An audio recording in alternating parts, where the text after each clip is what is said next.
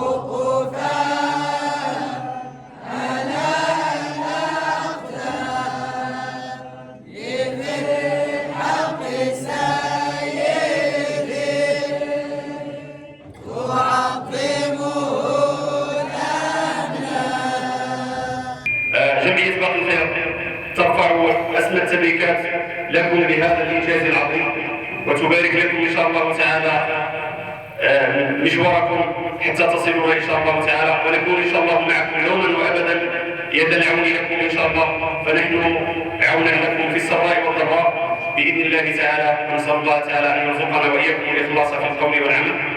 والسلام عليكم ورحمة الله تعالى وبركاته. بسم الله الرحمن الرحيم. معكم نعيمة الورطاسي، رئيسة جمعية باقي الخير.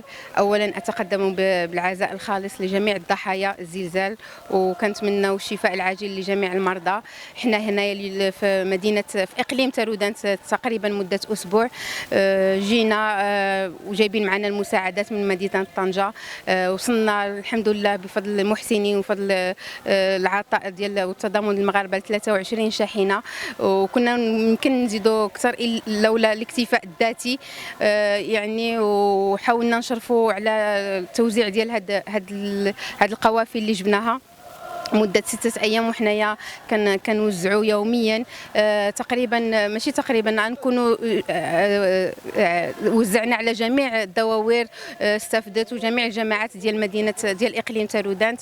واليوم حنا متواجدين بمدرسة القرآن للتعليم العتيق بدوار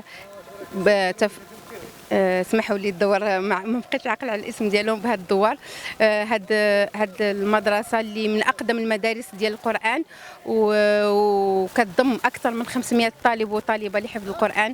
صراحه تعزز المشاعر عن شرح وصف هذا الشعور اللي كنشعروا به. واحد الاجواء روحانيه. جبنا لهم بعض المساعدات، ولكن هذا الشيء قليل في حقهم، في حق هذا الخير اللي هما كيديروه. الله يتقبل منا ومن جميع المحسنين، ونتمنوا ان يا ربي يبعد علينا جميع الكوارث، ولكن نتمنى ان التضامن يبقى في المغاربه دائما وابدا. يعني دائما كاين محتاجين، ودائما كاين الناس اللي نقدروا نساعدوهم. وكنشكر جميع اللي دار يدوه بالقليل او بالكثير في هذا العمل الخيري، وشكرا لكم وديما باقي الخير. السلام عليكم، معكم سليمان فرج، مؤسس جمعية باقي الخير والعضو حاليا. حنا الان كنتواجدوا في مدرسة التعليم العتيق في النواحي ديال تارودانت. جينا هنا باش مدنا الاخوان ديالنا بالاعانه، والصراحه فرحنا بزاف.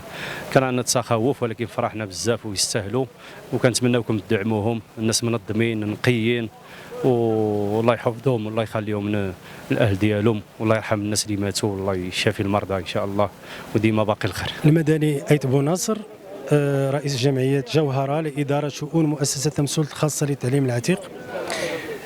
سعيد بهذه البادرة المباركة التي قامت بها جمعية باقي الخير لهذه المدرسة العامرة. تكبدوا الصعاب وجاءوا من شمال المغرب إلى جنوبه، ثم صعدوا هذه القمة التي هي أزيد من 1700 متر على سطح البحر، لا لشيء إلا أن يوصلوا إلينا رسالة، هي رسالة بالقول والفعل أنه فعلا باقي الخير في البلاد، فجاءوا محملين بكل أنواع الخيرات، فجزاهم الله خيرا.